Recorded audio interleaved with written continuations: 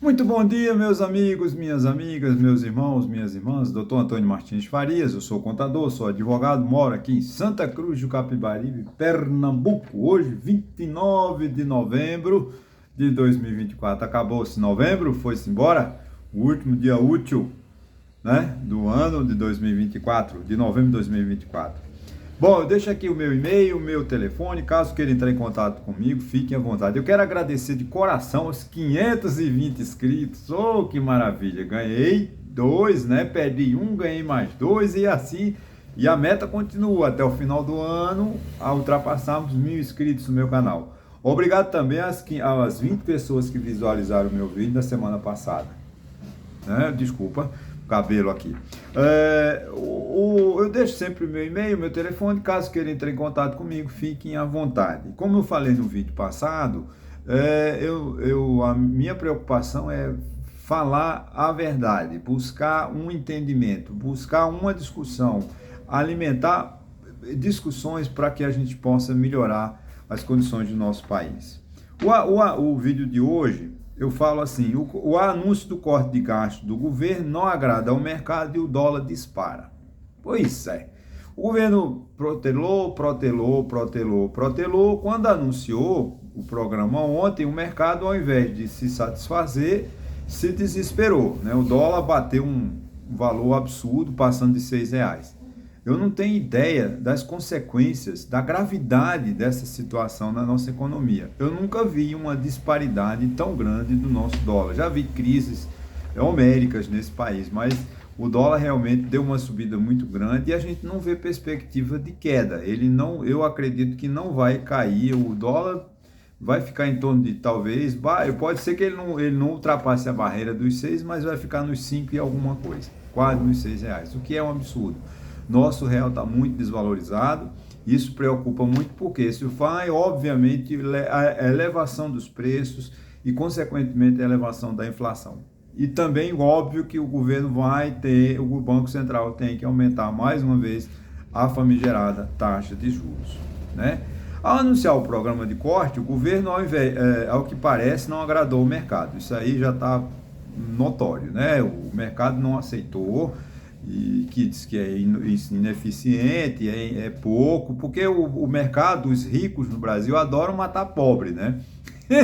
Eles gostam, a Faria Lima, os banqueiros, os empresários, a direita, vamos dizer assim, né, que apoia os Paulo Guedes da vida, né, adoram, eles gostam de matar pobre, eles vão apertar no pobre. E eles querem porque querem manter o padrão deles, desde que o pobre pague a conta. É o que está sendo instituído nesse programa. O ministro da Fazenda precisará ganhar muito, terá que gastar muita saliva e muito tempo para discutir, para negociar com o Congresso Nacional. Porque a emenda constitucional, o projeto de lei, esse ano, adeus, né? Não temos nada aprovado, porque amanhã já é dia 22, começa o recesso parlamentar e não vai, tudo vai ficar para o ano que vem, né? O programa, em tese, né? Ele tenta mudar a previdência dos militares, que realmente precisa ser mudada, principalmente acabar com uma injustiça, uma falta de vergonha, que é a aposentadoria de filhas de militares. As filhas de militares, quando o militar é um general, ele tem filhas, ela não casa, para quando o pai morrer, ela ficar com a pensão. Isso é uma vergonha. Elas se formam, elas não casam, elas ficam solteironas em casa, aguardando o pai morrer para ficar com a pensão. Isso é uma praga. Tem que acabar com isso, né? E também a questão da chamada morte ficta. O militar é expulso, mas ele é expulso do exército, da marinha ou das forças, mas a esposa, a família fica ganhando o dinheiro dele. Eu acho até, por parte, quando assim, trata-se de garantir a saúde da família, ok, eu até entendo. Agora, ficar para o resto da vida, e o militar, se ele cometer um crime, ele sabe da responsabilidade, que se ele cometeu o crime e foi expulso, ele tem que arcar com as consequências e não pode ficar a esposa dele ganhando para o resto da vida. É que nem a aposentadoria de juiz. O juiz comete um crime e aposenta-o compulsoriamente. Ele vai ficar aposentado para o resto da vida com um bom salário, um bom subsídio, né, digamos assim, desculpa que não é salário, o juiz tem subsídio, né, para o resto da vida. É muito bom isso, gente. O Estado não é um paraíso. Então, se realmente o governo, o Congresso Nacional acabar com essas duas coisas, aposentadoria dos juízes sem trabalhar, que não, é claro que isso está fora desse projeto, né? Pelo que entendi, mas a aposentadoria ficta dos militares e também a pensão dos filhos de militares já é uma grande coisa. O governo já vai economizar muitos recursos. Isso é muito bom. Torna o Brasil mais sério. Né? Porque isso é uma vergonha a gente imaginar que tem uma mordomia das filhas de militares, elas nunca casam, elas constroem, ficam em união estáveis, mas elas têm namorado, têm uma vida normal, mas só que elas não casam, que é para ficar como pensionista do pai para o resto da vida, né? Combater as fraudes, né? Combater as fraudes no programa Bolsa Família e no pagamento de benefício de prestação continuada, PPC. Isso é fundamental.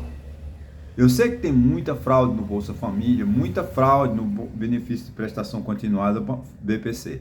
Benefício de prestação continuada é para pessoas que mais de 65 anos, que não têm aposentadoria, porque não contribuíram, não vou aqui criticá-los, porque eles não podiam realmente, o governo nunca fez esforço para trazer muita gente para a Previdência Social, como não está fazendo até hoje.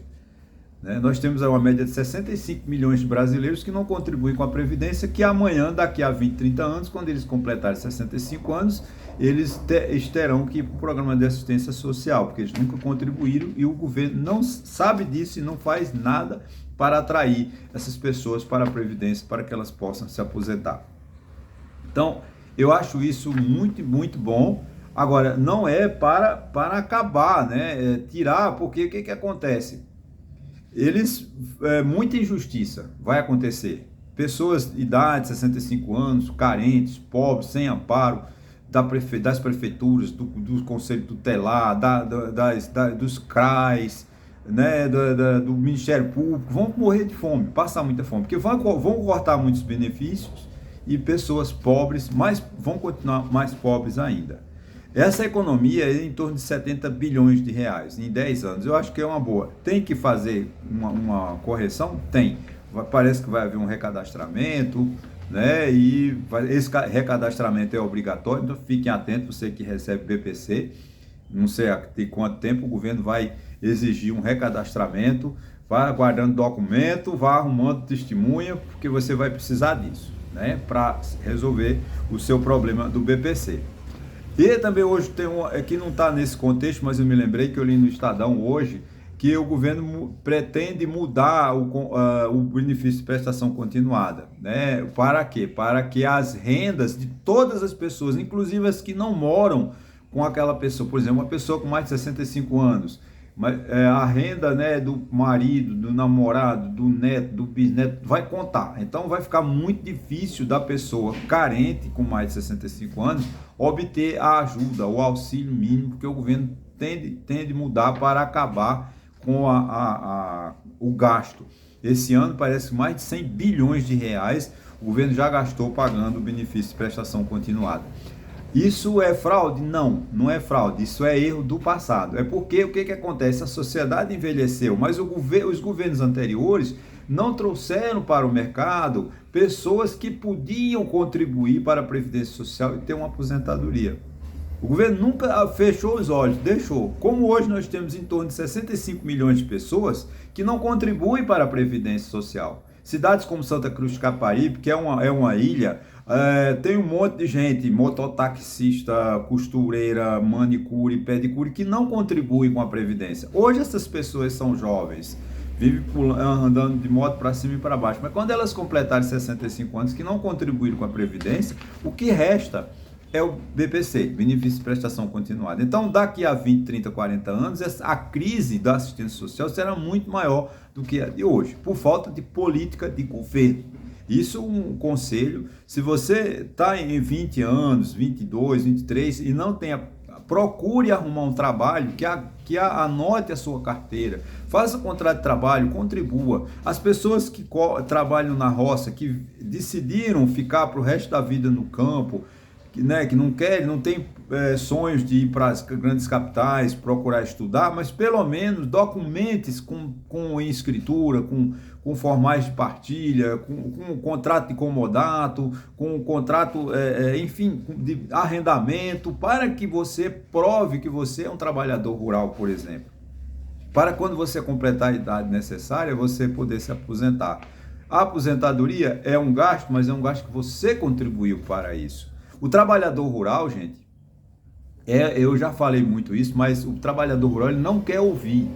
A contribuição do trabalhador rural é fundamental. Ele pode contribuir com o valor mínimo sobre o faturamento, sobre o que ele vende, o leite que ele vende, o queijo que ele vende, a ração que ele vende. Tudo isso pode ser ele fazer um cálculo. Gente, é caro contratar um contador. Formem cooperativas, forme a associação de moradores, contrate advogados, contrate contadores e que façam em forma coletiva esse tipo de coisa. Vendam de forma coletiva, mas que você se identifique, que você contribua. Contribuir para a Previdência Social é fundamental. Ah, mas eu pago o meu imposto, desculpa, imposto é um slogan, eu pago o meu imposto, mas não tem retorno. Tem, apesar de, deixa eu fazer uma correção, quando você contribui para a Previdência Social, não é imposto, é contribuição social. Faça a sua contribuição social, arrume uma fórmula, porque agora que você tem 20 anos, 25, é muito fácil para você não pagar a Previdência e se sentir bem, porque você está no auge da potência, mas quando você tiver com 65, 67, como eu me encontro hoje, você não vai ter direito a nada, você não vai conseguir ter a mesma força para trabalhar, você não tem benefício nenhum. Ora, eu estou aposentado, graças a Deus, trabalhei para isso durante boa parte da minha vida e ainda quero trabalhar, que eu me sinto muito forte, muito positivo ainda, né? Se eu não tivesse contribuído para a Previdência, o que seria de mim hoje? Eu não estaria fazendo esse vídeo, porque eu não teria recurso. Com um salário mínimo, você não tem recurso de fazer nada. E se eu tivesse direito a um BPC? Então, graças a Deus, eu quero aqui agradecer muito a Deus pela vida que Ele me deu, por eu ter contribuído para que eu pudesse, quando completar a minha idade, me aposentar. Então você é um conselho, eu sei que eu estou até saindo do termo, eu volto, não deixe a sua Previdência Social, nós estamos no final do ano, quando chegar em novembro, dezembro, vá curtir as festas de Natal, os amigos secretos, os amigos ocultos, mas quando chegar em janeiro, fevereiro, vá para o mercado de trabalho, procure, mude a sua vida, a hora de você mudar é agora. Não quando você estiver na idade avançada. A hora que você tem que mudar, fazer upgrade na sua vida é enquanto você é jovem, enquanto você pode. Né? Estude. Eu recomendo o estudo, é fundamental. Não podemos negligenciar a educação como o Brasil negligencia, não podemos negligenciar a Previdência Social como as pessoas no Brasil negligenciam. Isso causa muitos problemas. Daí hoje, a fortuna que o governo tem que gastar para dar uma assistência mínima, porque senão a fome é muito grande. São muita gente idosa passando fome nesse país. Por quê? Porque os governos passados não se preocuparam em trazer esse pessoal para o mercado. As reformas da Previdência, desde FHC, Lula, Temer, só visaram o caixa, só visaram melhorar a condição da Previdência Social, superar receita, mas não trouxeram contribuintes, não trouxeram novos contribuintes, porque cada reforma, mais difícil fica para uma pessoa ser contribuinte. Inventaram esse MEI, que isso é uma enganação, isso não serve para... O MEI é uma enganação. Né? Você paga 1 mês, 2 meses, 3 meses e você desiste lá. O MEI não resolve. Esse tal do empreendedorismo, isso é uma enganação. É você tem que acordar para isso. Ou você porque a contribuição da Previdência Social tem que ser compulsória. Se deixar lá à vontade, as pessoas não vão deixar de comprar 1 quilo de carne para pagar a Previdência Social. Contribui 1 mês, 2 meses, 3 meses, depois pega, sobrou R$70, R$80, mas eu não vou pagar a Previdência Social esse mês, não, vou comprar carne, que é 1 quilo de carne. Aí compra 1 quilo de carne. Ao mês que vem, outro quilo de carne, que chega, você envelhece e não paga para a Previdência. Aí você vai sentir as dificuldades. Né? Então, essa questão da Previdência Social, que o governo quer arrocharmos assim, dificultar o BPC, que é o benefício para as pessoas carentes, é porque foi culpa de governos anteriores, que nunca fizeram nada para que as pessoas contribuíssem melhor com a Previdência. Bom, isenção do imposto de renda para as pessoas que ganham até R$5.000. Claro que isso não é para 2025, tá, gente? Isso é 2026 em diante.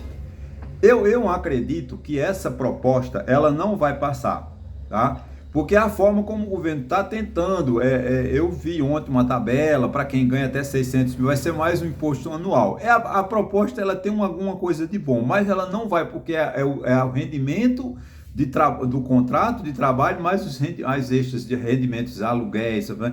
Isso gera muita sonegação. Então, eu acho que não tem condições. A perda de receita é muito grande quando você isenta, por exemplo, eu estou fora, eu não vou pagar mais imposto de renda a partir de 2026. Eu lamento de não poder contribuir, porque os meus rendimentos são mais ou menos nessa faixa.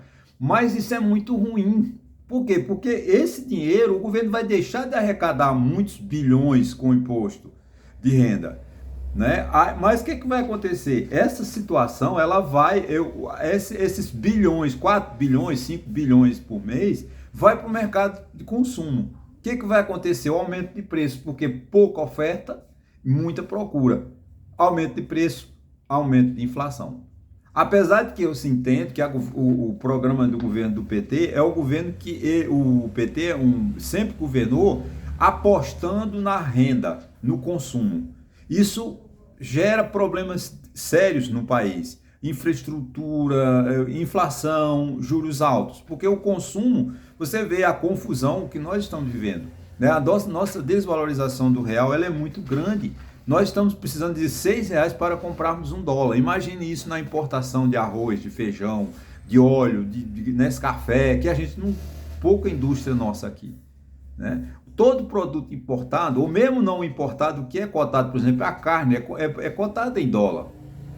Então, quando você vai ao supermercado, não vai comprar uma carne, 1 quilo de carne é R$100, R$200. O quilo de carne não é de segunda. Porque carne de primeira, esquece que já saiu da mesa da alimentação do trabalhador há muitos anos. Tudo isso, né, é preciso que o Congresso Nacional avalie com melhor atenção a partir do ano que vem, né? Porque essa medida, ela pode ser, vamos dizer assim, um programa eleitoreiro, né? Eu isentei de quem ganha até R$5.000 de imposto de renda. Isso é maravilhoso.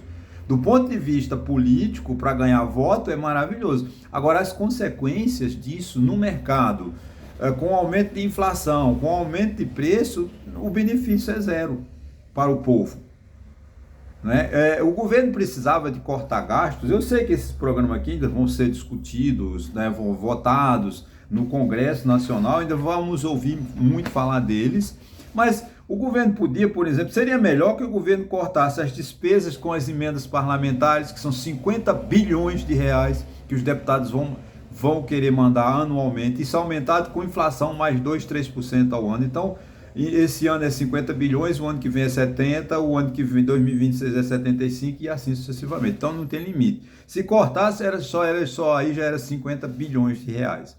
Isso seria bom, né? Cortar, por exemplo, a questão do fundo eleitoral, que não serviu. O fundo eleitoral, gente, é de 6 a 7 bilhões de reais, mas ele não serve para melhorar a qualidade da política. Muito pelo contrário, ela piora, porque ela mantém os mesmos. Você vê 62% dos prefeitos que se candidataram à reeleição foram eleitos. É porque a administração deles é boa? Não. É porque eles gastaram muito dinheiro com o fundo eleitoral. Porque os partidos têm donos como o PL, de Valdemar Costa Neto, o PSB, desculpa, eu não sei de quem é o dono do PSB, o PSD é o Kassab, o PT é de Lula. Então os partidos políticos tem pessoas que são donas. E eles vão fazer esses bilhões de reais gastos com o fundo eleitoral, vão mantê-los, mas não vão melhorar a política. Você vê, nós precisamos trazer a mulher para a política. O que é que nós trouxemos? Nada, porque candidata-se a vereador mulher que não acaba mais, mas ela tem 8 votos, 6 votos. Por quê? Porque os partidos políticos não investem em candidaturas femininas, pelo machismo, conforme foi o meu vídeo da semana passada, né? Então, além de a gente tem que rediscutir o processo, a questão das despesas tributárias, ou seja, dos incentivos fiscais. O governo, o país, o município, o estado e a União não pode se dar o luxo de deixar de cobrar 550 bilhões de reais que é entregue para empresários incompetentes, empresários ficarem cada vez mais ricos. nós precisamos discutir essa questão dos subsídios. Eu não quero que acabe, porque tem lei, a lei eles têm valor de 10 anos, mas, gente, vamos ter que discutir isso, não renovar mais subsídio, evitar que estados falidos, estados como Pernambuco, como Paraíba, Rio Grande do Norte, Minas Gerais, Rio de Janeiro, falidos e dando bilhões de subsídios. Ou seja, eles estão falidos, mas estão distribuindo benesses para empresários ficarem cada vez mais ricos. Então, isso é que tem que ser discutido. Aí o governo, se a política, isso não é proposta de Lula, isso tem que ser uma proposta do Congresso Nacional. Cobra-se muito, critica-se muito o STF, porque o STF tem o protagonismo no momento, mas é a incompetência do Legislativo, o Legislativo não trabalha, o Centrão só está lá tentando usurpar as receitas do orçamento. Então essa proposta de acabar com subsídios, ela tem que passar pela ser iniciativa do Congresso Nacional. Agora, para isso, nós precisamos de eleger políticos honestos, políticos que realmente se interessem pelo país.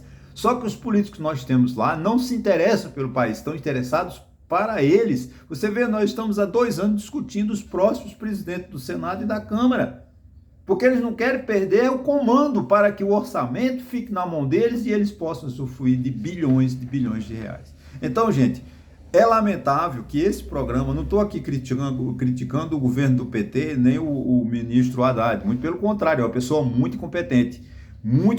Eu acho que os ministros do Lula, são fracos, todos fracos, porque foi o Centrão que indicou. Lula não tem culpa.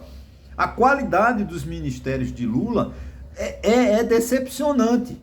Mas quem entregou? O Centrão entregou, olha, vai lá, eu indico Fufuca, indico não sei quem. Você não conhece os ministros de Lula, porque eles são tão insignificantes.